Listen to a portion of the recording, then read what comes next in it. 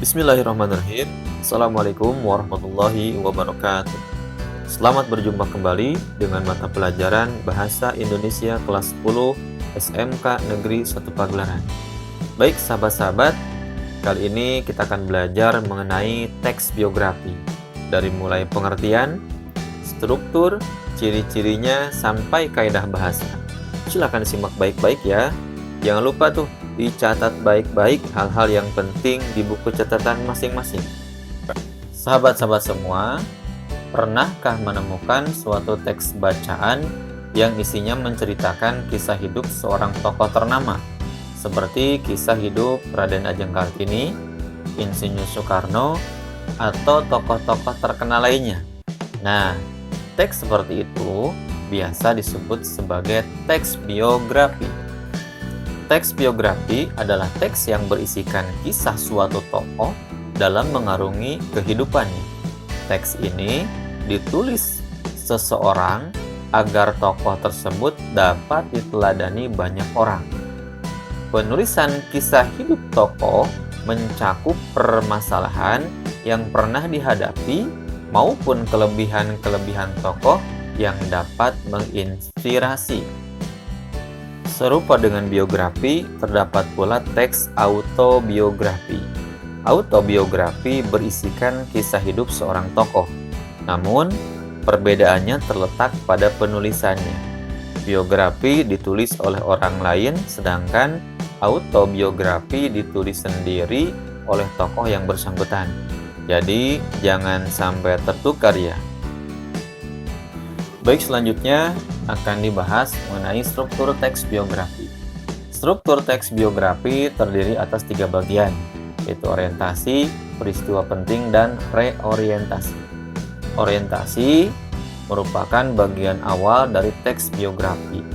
Bagian ini mencakup pengenalan tokoh dan latar belakang kisah atau peristiwa yang akan diceritakan pada bagian selanjutnya. Orientasi berfungsi untuk memudahkan pembaca dalam memahami informasi dasar mengenai peristiwa yang diceritakan.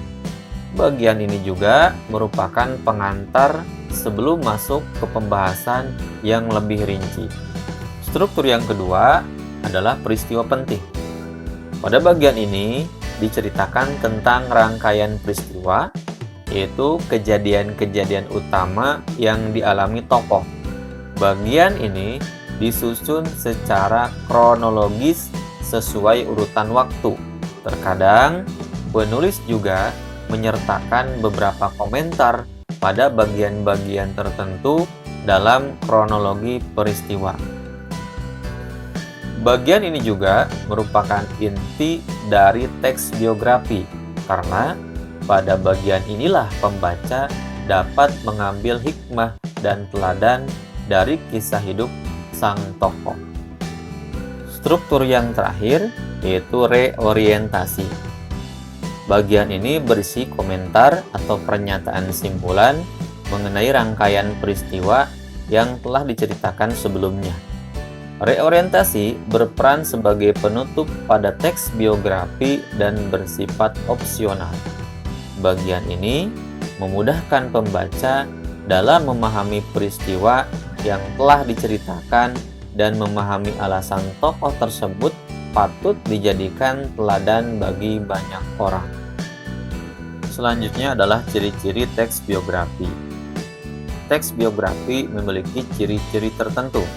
Di antaranya yang pertama, berisikan fakta yang didasarkan pada pengalaman hidup tokoh.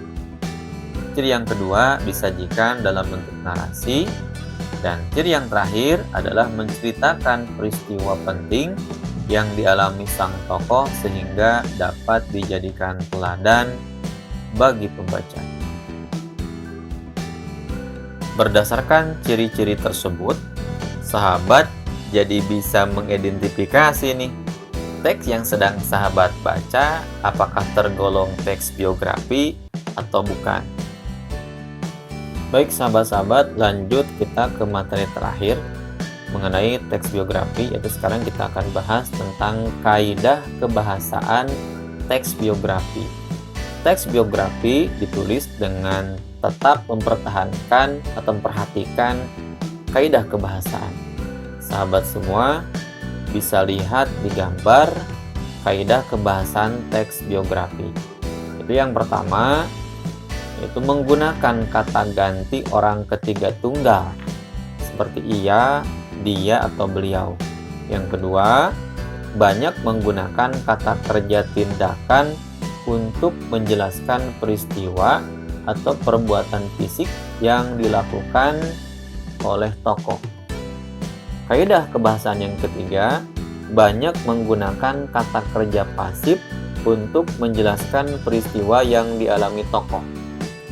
Dan kaidah bahasa yang terakhir adalah banyak menggunakan kata sifat untuk mendeskripsikan sifat tokoh seperti jenius, rajin, dan ulet.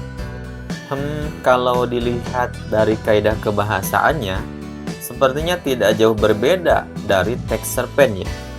Memang betul, teks biografi dan cerpen atau cerita pendek sama-sama merupakan contoh teks cerita ulang. Ada 3 jenis teks cerita ulang, yaitu cerita ulang personal, cerita ulang fakta, dan cerita ulang imajinasi. Cerita ulang personal, contohnya buku harian dan surat pribadi. Cerita ulang fakta, contohnya catatan sejarah, biografi, autobiografi, dan berita di media massa. Sedangkan cerita ulang imajinasi, contohnya dongeng, novel, dan cerpen. Eits, tapi ingat, meskipun kaidah kebahasaannya mirip-mirip, tapi biografi berbeda. Dengan cerpen, biografi berisikan fakta, realita, yang didasarkan pada pengalaman hidup tokoh yang diceritakan, sedangkan cerpen atau cerita pendek berisikan cerita fiksi yang didasarkan pada imajinasi pengarang atau penulis. Nah, itulah tadi teman-teman semua materi tentang teks biografi bahasa Indonesia kelas 10. Semoga bermanfaat. Assalamualaikum warahmatullahi wabarakatuh. Oh ya sahabat, jangan lupa komentarnya ya di materinya. Jangan lupa klik like juga, share juga seluas-luasnya silahkan. Dan yang terakhir, subscribe. Terima kasih bagi sahabat-sahabat semua yang sudah subscribe.